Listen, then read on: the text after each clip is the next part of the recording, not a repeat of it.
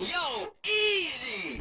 So, out of seemingly nowhere, Team Reptile decided to just drop a trailer for the potential sequel or prequel of Bomber Cyberfunk named HYPERFUNK, the jet set radio future of this generation, some might say. I say seemingly because Team Reptile did make a few tweets hinting at the game being revealed somewhat soon, but we never got like an actual date until it just kind of appeared one day. Speaking of tweets, please disregard this tweet by me. I was a fool. I'll never make this mistake again. The trailer's only like 58 seconds long, but it was full of content and cool stuff to look at. I'm not gonna sit down and dissect every single frame showed in the trailer because you've probably already seen the trailer and I'm not nearly observant enough to do that, but there are a few things I want to talk about regarding the game. Alright, so first things first, this trailer is great. This game looks amazing and it seems like a huge step up from BRC from both a gameplay and design standpoint. I love the way this game looks. The map and character designs look like an evolved style from BRC, and the game feels a lot livelier too. Like there's 10 trillion NPCs compared to like the 2 you see in BRC. The music choice in this trailer was really good too. I think the song they showed off is an absolute banger and leads even heavier into that funk style,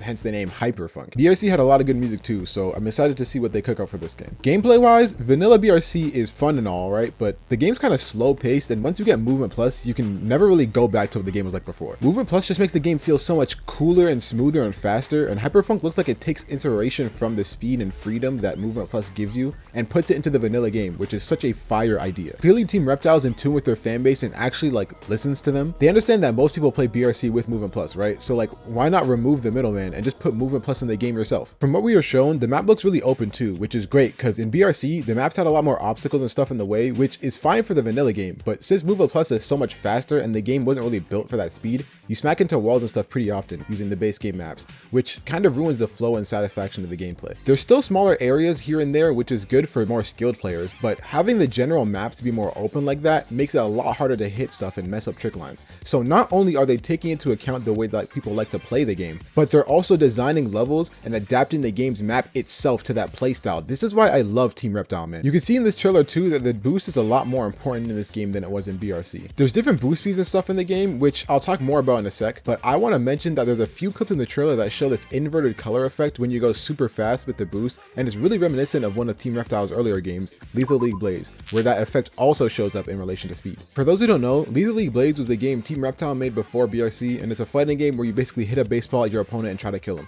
Really bare bones explanation, but this isn't a Lethal League video, so whatever, right? Back to my main point. In Lethal League Blaze, the more you hit the ball, the faster it goes and the more damage it does, right? But at a certain speed, hitting the ball will cause this distortion effect really similar to the one that we see in the HYPERFUNK trailer. Not only that, but if you keep hitting the ball, the screen gets more distorted and eventually you'll start affecting the actual stage and causing changes in the background and stuff. So maybe something similar to that effect can also happen in HYPERFUNK if you go fast enough. I think that'll be a really cool idea to add. I don't know how they do that without affecting the gameplay of the game in some way, but if they can, I think it would be sick to see. Taking a few steps back, different boost speeds, right? The description for the game on Steam says, user skates, skateboard, or BMX to do tricks that fill your personal boost pack.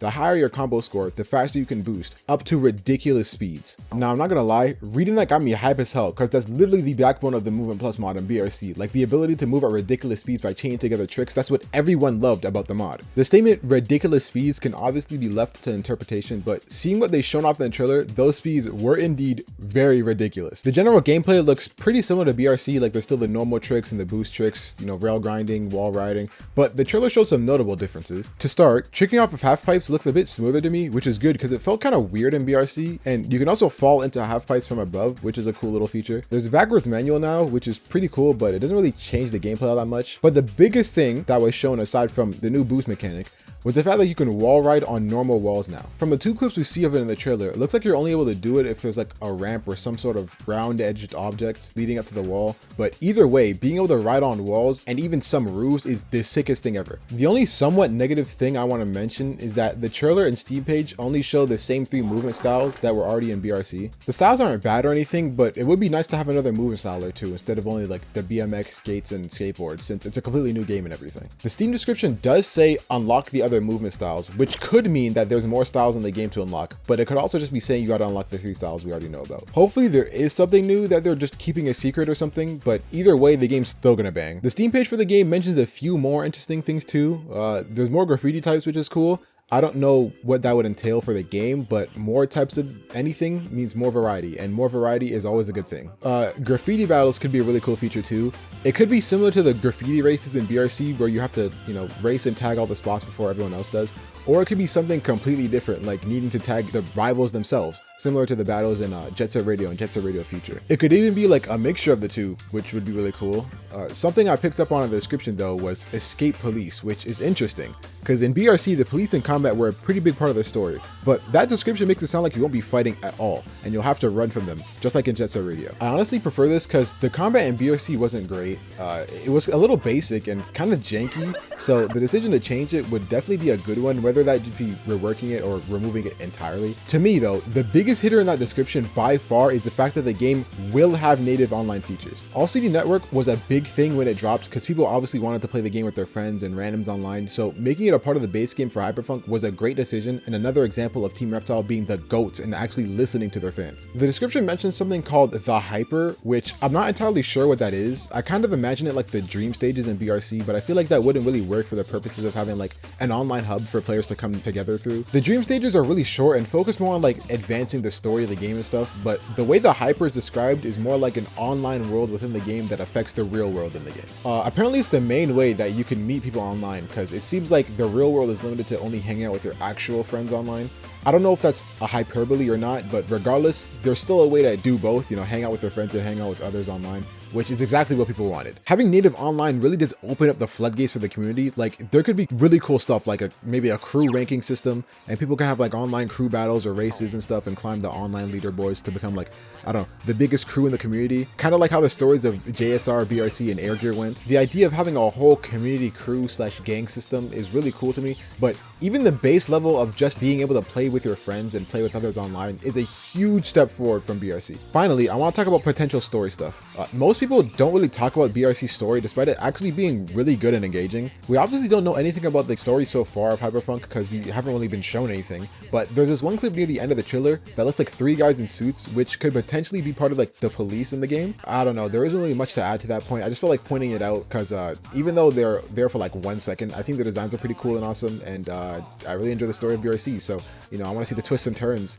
of the story in this game too. There's also the infamous Amsterdam sign that everyone's talking about right now. As most people know, BRC takes place in New Amsterdam, but this game seemingly takes place before BRC because all the signs still say Amsterdam instead of New Amsterdam. Unless New Amsterdam went back to just being called Amsterdam in the future for whatever reason, all the stuff in this game is going to be set up for the stuff in BRC. That could be a really cool thing for the story, like maybe we'll see a bit of backstory and some more character lore, like maybe we'll get more history of the big 3 taggers, or maybe we'll learn what happened to Amsterdam and why it turned into New Amsterdam. I don't know. I'm just throwing ideas out there, but I think it could be really cool to see stuff like that, you know, to flesh out the story and the world of that game a bit more. All right, I think that's enough yapping about this trailer. It's literally 58 seconds long. I don't know how I managed to talk about it for 9 minutes, but hey, here we are. I'm super hyped for this game, and I've been seeing a lot of other people getting hyped for it too, which is really cool. It was revealed recently that the game is going to be at Tokyo Game Show 2025. I don't know if that means like just a showcase of the game or like a whole playable demo, but both options means that we're getting some new info in the game really soon, which is some great news. Hopefully I can get this video out before then, but even if I don't, I'm still going to be dropping it anyway, so I don't care.